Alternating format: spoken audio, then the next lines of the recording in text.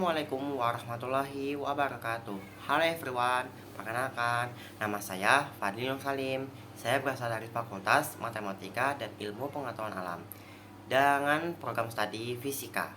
Di sini saya akan membahas tentang pinjaman online ilegal.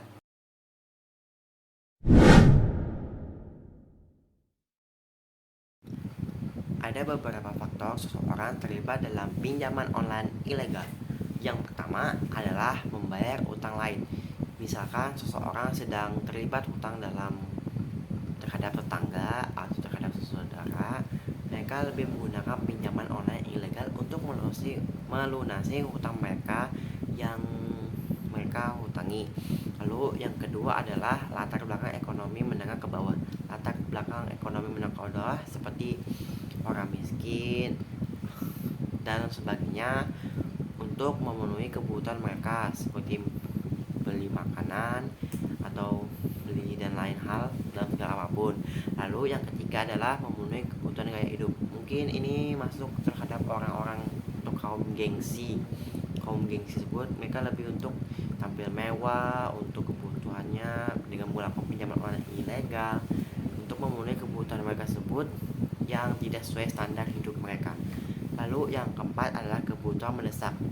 Mungkin kebutuhan mendesak itu seperti untuk membayar uang anak sekolah. Mereka orang tua lebih memilih untuk melakukan pinjaman online ilegal.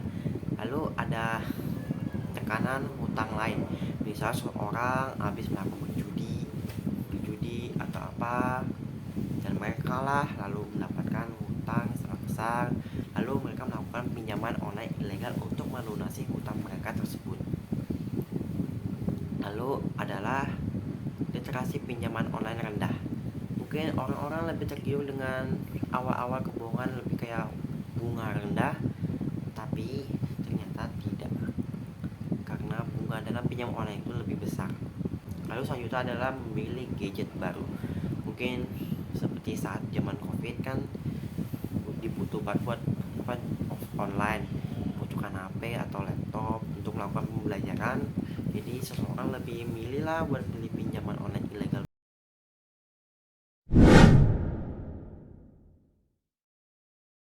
Pinjaman online ilegal dapat memiliki banyak dampak negatif, antara lain yang pertama, suku bunga tinggi.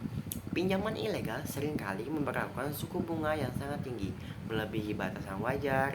Ini dapat menyebabkan peminjaman terjebak dalam siklus utang yang sulit diatasi. Yang kedua adalah penyalahgunaan data pribadi. Banyak platform pinjaman online ilegal mengumpulkan informasi pribadi peminjam tanpa izin yang jelas. Informasi ini bisa digunakan untuk tujuan yang tidak etis, termasuk penipuan atau pemerasan. Yang ketiga, praktik penagihan yang kasar. Pinjaman ilegal seringkali melibatkan praktik penagihan yang agresif dan tidak etis. Peminjam dapat menghadapi ancaman dan intimidasi dari pihak yang meminta pembayaran.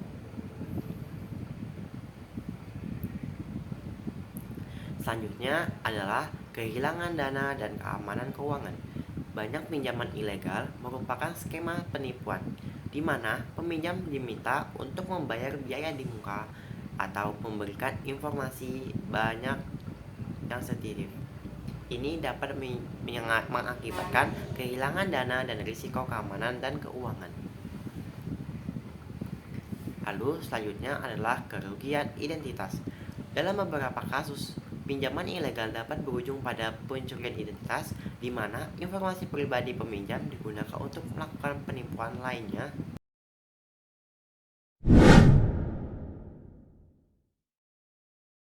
Beberapa cara agar terhindar dari pinjaman online ilegal.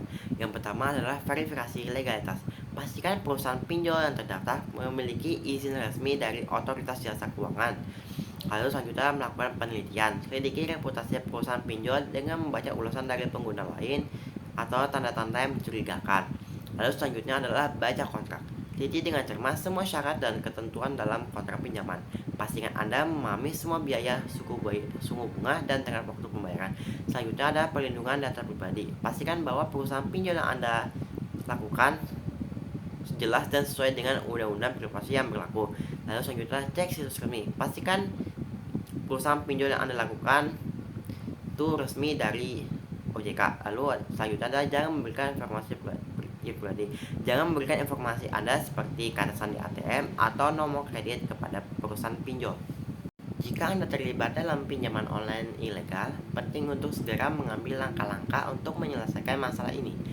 Yang pertama, laporkan kepada pihak berwenang. Segera laporkan situasi ini kepada kepolisian atau otoritas yang berwenang di daerah Anda. Berikan informasi yang relevan mengenai peminjaman dari pihak yang terlibat. Yang kedua, bicarakan dengan penasihat hukum.